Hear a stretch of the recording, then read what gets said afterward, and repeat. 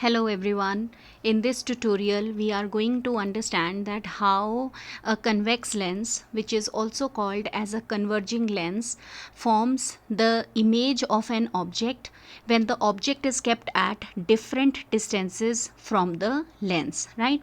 So right now on the screen we can see that we have a convex lens and the object is a candle, and there is a slider through which we can increase or decrease the focus, and there is again another slider through which we can increase or decrease the height of the object is on the left hand side of the lens and the image is on the right hand side of the lens, and we can also adjust the number of rays, right?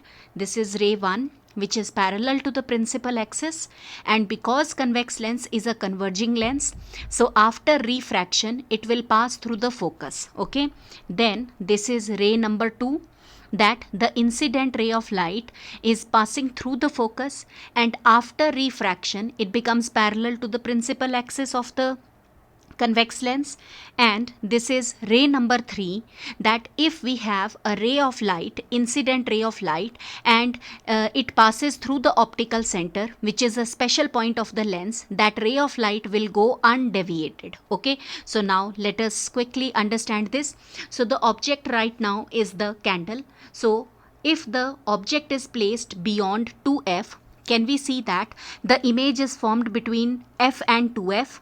The image is diminished and it is real and inverted because it is being formed below the principal axis.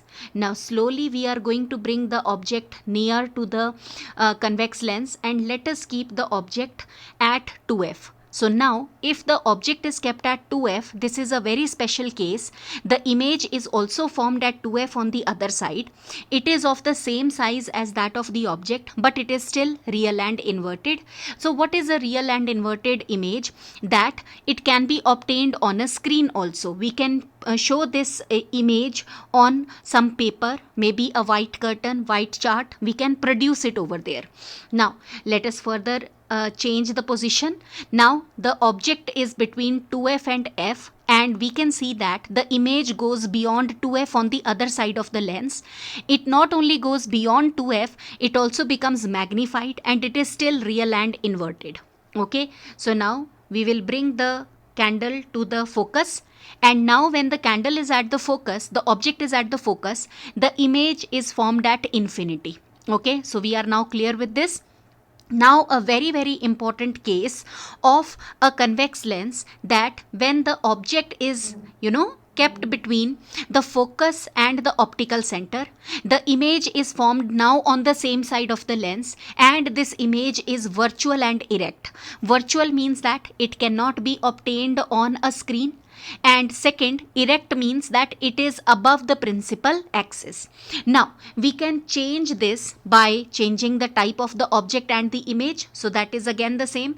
At focus it is at infinity. Okay, then this is between 2f and f. Beyond 2f is the image, that is magnified. We can see the change. Okay, then at 2f the object is at 2f, the image is also formed at 2f. Okay, we can see that it is of the same size as that of the object. And if the object is beyond 2f, the image is formed between f and 2f. And if we just try to bring it like more close away from the focus, can we just see that? Yes, see that the image, just have a look. Okay, so we can adjust the focus also. We all can try this. It's very easy to understand, right? Now let us change the object now as ABC.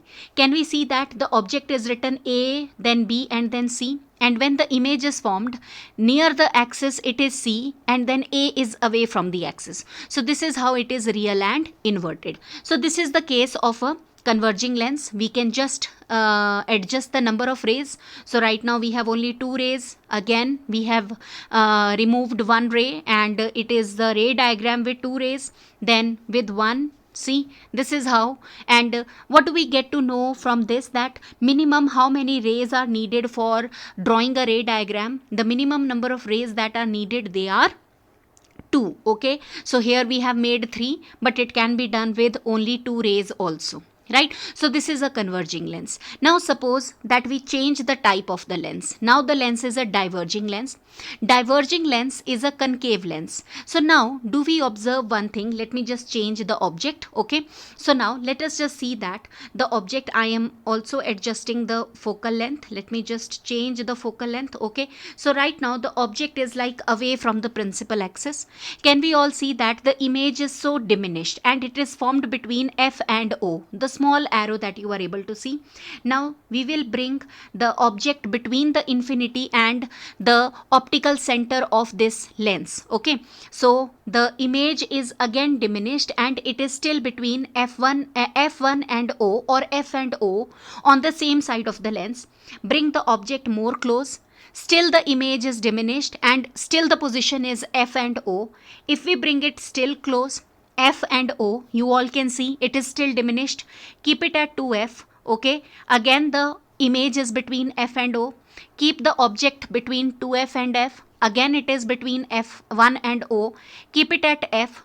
Are we observing one pattern that no matter where the object is kept, in case of a concave lens, the image will always be diminished and it will always be formed between F1 and O. Now do you see, very important case, that object is also between F1 and O and its image is also between F1 and O. So this is what we are understanding, that in case of a concave lens, okay, if the object is at infinity, okay, if the object is at infinity, right, in that case the image is formed at focus. Right now on the screen you can see that the image is at focus. But if the object is kept anywhere between the infinity and the optical center of the lens, the image will be formed between F and O. Okay, so this is what we are understanding. Let us change the object now. So we can just change the height also, just to make it like better. So can we just see that diminished? We are bringing object close between the infinity and optical center. So image in all the cases is diminished and it is between F and O. So these are the two cases, one for concave lens and other for a convex lens. Hope you liked the video and thank you for watching. Thank you so much.